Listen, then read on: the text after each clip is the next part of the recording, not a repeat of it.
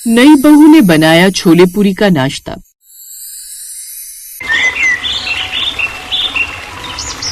मनीषा की शादी की तैयारियां जोरों शोरों से चल रही थी, तो वहीं मनीषा अपनी मासी की बेटी कोयल के साथ अपने कमरे में हल्दी के लिए तैयार होते हुए बोलती है।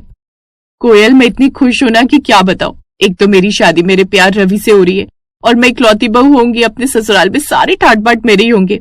हाँ दीदी, वो तो है, लेकिन आप बीवी तो अच्छी बन जाएंगी, लेकिन बहू बन जाएंगी ना अच्छी। तूने ऐसा क्यों कहा? अरे बहू के ऊपर जिम्मेदारियां होती हैं और आपको जहाँ ज्यादा काम दिखता है आप तो हाथ खड़े कर देती हैं। हाँ ये तो है, लेकिन यार रवि का साथ मुझसे सब कुछ करवा देगा। मनीषा और कोयल की बातों के बीच मनीषा की माँ आकर उनको नीचे हॉल में हल्दी के लिए बुला लेती हैं, जहाँ सभी लोग मनीषा को बारी बारी हल्दी लगाते हैं। हल्दी की रस्म के बीच मनीषा का फोन बजता है, जहाँ वीडियो कॉल पर रवि मनीषा के चेहरे को हल्दी से रंगा देखकर बोलता है, अरे मोहतरमा, इतनी भी हल्दी ना लगा देना अपने चेहरे पर कि तुम्हारे गालों पर किस करते हुए हल्दी का टेस्ट है। चुप करो, शर्म नहीं आती? और सब है यहाँ पर, किसी ने सुन लिया तो क्या कहेंगे कि देखो लड़के लड़की से थोड़ा भी इंतजार नहीं हो रहा। वैसे एक बात कहूँ, मेरे घर में बात हो रही थी कि नई बहू आकर नाश्ते में क्या खिलाया करेगी, तो बताओ तुमने कुछ सोचा है? वाह जी वाह, अभी मैं तुम्हारे घर में आई भी नहीं हूँ और तुमको खाने में क्या बनाऊंगी इसकी पड़ी है। मुझे ना गुस्सा ना दिलाओ, वरना पहले ही दिन नाश्ते में मिर्च के पराठे खिलाऊंगी तुम्हारे परिवार को। अच्छा सॉरी बाबा, अब तुम हल्दी एंजॉय करो, माँ बुला रही है मुझे। रवि के कॉल काटने के बाद मनीषा अपनी हल्दी एंजॉय करती है। ऐसे ही मेहंदी और संगीत के फंक्शन के बाद आखिरकार मनीषा और रवि की शादी हो जाती है, जहाँ पर मनीषा के ससुराल में उसकी सास कल्याणी उसका आरती उतार कर स्वागत करती है। आओ मेरे घर की लक्ष्मी, मेरी अन्नपूर्णा, इस घर में अपने कदम रखो और इस घर के लोगों के दिल को जीतो। अन्नपूर्णा, वाह माँ जी, आते ही बता रही हो कि मुझे अच्छा अच्छा खाना बनाकर सबका दिल जीतना है। एक बार मुझे अच्छे से एंजॉय करने दो, मेरी शादी के बाद की रस्म में खिला देंगे आपको खाना भी। क्या सोच रही हो, आगे बढ़ो। मनीषा अपने ससुराल में कदम रखती है और सारी रस्में धीरे धीरे खत्म करती है, लेकिन रवि के घर में रिश्तेदार खत्म ही नहीं होते। उसकी चाची, बुआ, ताई, दूर की मासी, दूर की काकी, सभी लोग ही घर में शादी के 2 दिन बाद तक भी पड़े रहते हैं। ये देखकर कमरे में बैठी मनीषा के पास जब रवि आता है तो वो बोलती है, ये भीड़ कब खत्म होगी तुम्हारे घर से? ये रिश्तेदार जा क्यों नहीं रहे? शादी खत्म हुए 2 दिन हो गए, अब तक का एक का भी पैर नहीं हिला अपने घर वापस जाने के लिए। अरे अभी कोई नहीं जाने वाला। क्यों? दूसरी शादी भी करोगे क्या जो उसको देखने के लिए रुके हुए हैं ये? अरे नहीं बाबा, ये लोग एक खास रस्म के लिए रुके और वो रस्म है।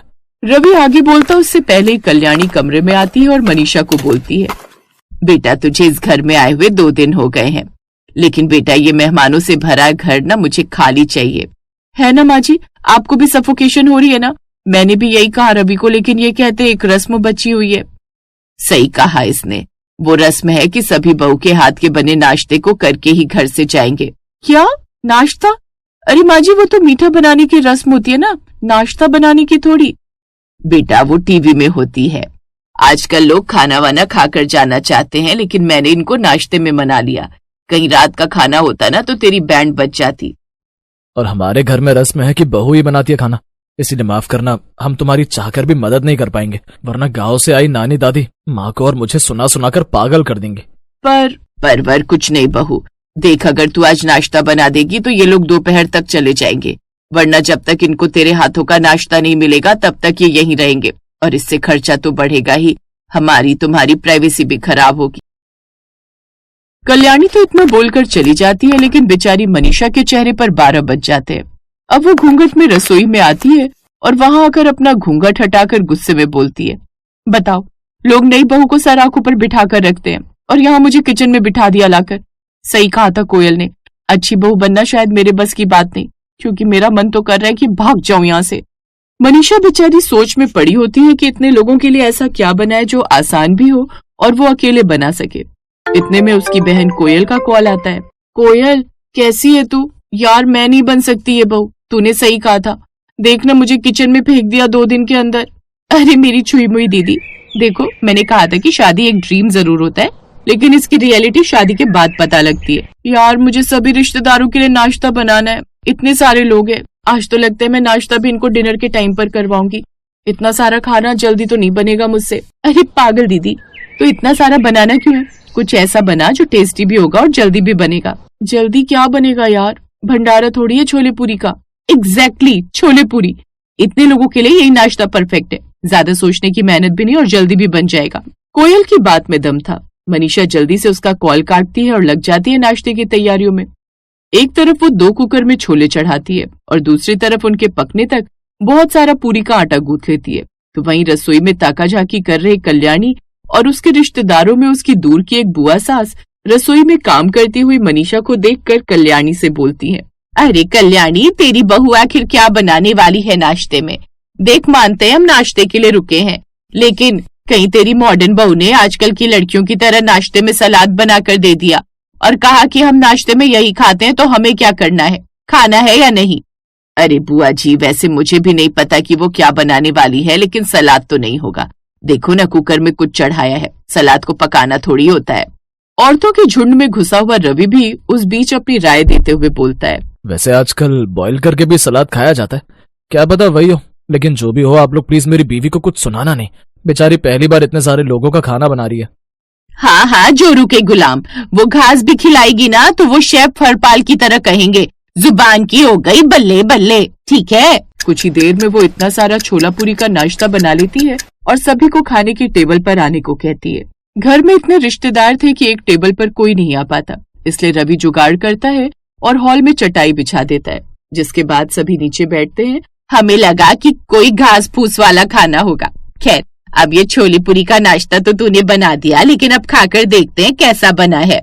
सभी लोग छोले पूरी का नाश्ता करते हैं, जो सच में बहुत टेस्टी बना होता है। सभी रिश्तेदार मनीषा की तारीफ करते हैं और बुआ सास भी खाना खाने के बाद एक हार का बॉक्स लेकर मनीषा के पास आती है। बहू, आज नाश्ते में तूने छोले पूरी बनाकर साबित कर दिया कि एक अच्छी गृहिणी बनने के सारे गुण तुझ में मौजूद हैं, क्योंकि इतने सारे लोगों के लिए ऐसा नाश्ता बनाना जिससे उसका पेट भी भरे और स्वादिष्ट भी हो, ये एक सुलझी हुई स्त्री ही सोच सकती है। मुझे खुशी है कि तू इस घर की बहू बनी। ये ले तेरा नेक। अरे इसकी क्या जरूरत है बुआ दादी? बहू, ये बुआ जी का आशीर्वाद है और तेरा नेक जो तूने अपने गुण से कमाया है, तो इसको ले ले, मना नहीं करते। मनीषा नेक लेकर बुआ दादी के पैर छूकर आशीर्वाद लेती है और उसके बाद दोपहर तक सारे रिश्तेदार अपने अपने घर के लिए निकल जाते हैं और सभी नई बहू के छोले पूरी के नाश्ते की तारीफ हर जगह करते हैं, जिससे कल्याणी का और उसकी नई बहू का अपने रिश्तेदारों में नाम हो जाता है।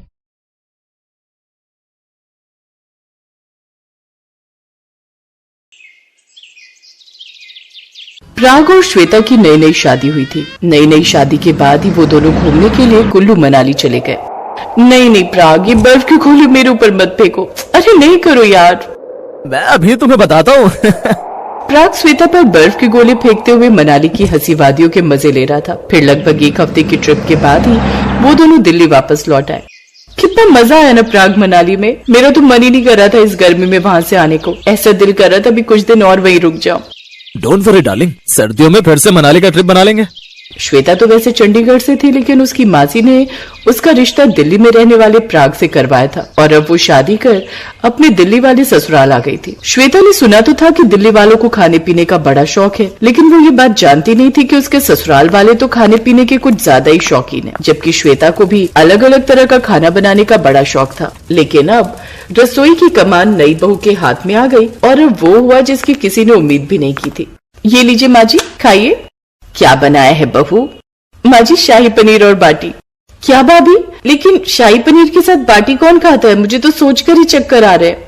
अब बेटी जो भी है यही है, और इसे बनाते हुए भी 2 घंटे से ऊपर हो गए। अब तो मुझे भूख भी जोरों की लगी है, इसीलिए जो भी है परोस दो बस। वो सभी बेमन से शाही पनीर और बाटी खा लेते हैं, लेकिन उसका स्वाद तो वो भूल ही नहीं पाते। फिर अगले दिन भाभी रसोई में, पापा ना जाने अब क्या एक्सपेरिमेंट करेंगे हम पर। अरे कुछ नहीं होगा, तेरी माँ ने उसे कल अच्छे से समझा दिया, क्यों गायत्री? हाँ हाँ, आप फिक्र मत करो।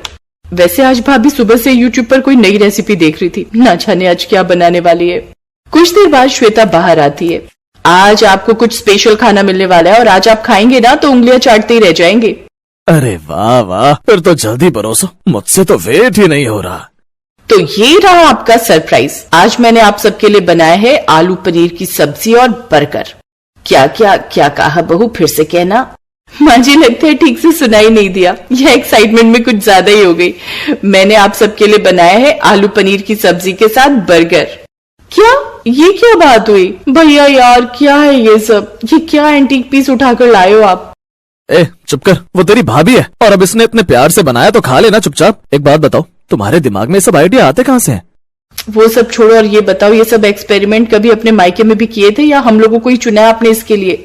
कैसी बातें करती हो ननद जी? वो तो आप शुक्र मनाओ कि आपको इतनी अच्छी बहू मिली है जो आपके इतनी बढ़िया बढ़िया चीजें बनाती हो। अरे मेरी जैसी बहू तो चिराग ढूंढने से भी नहीं मिलेगी।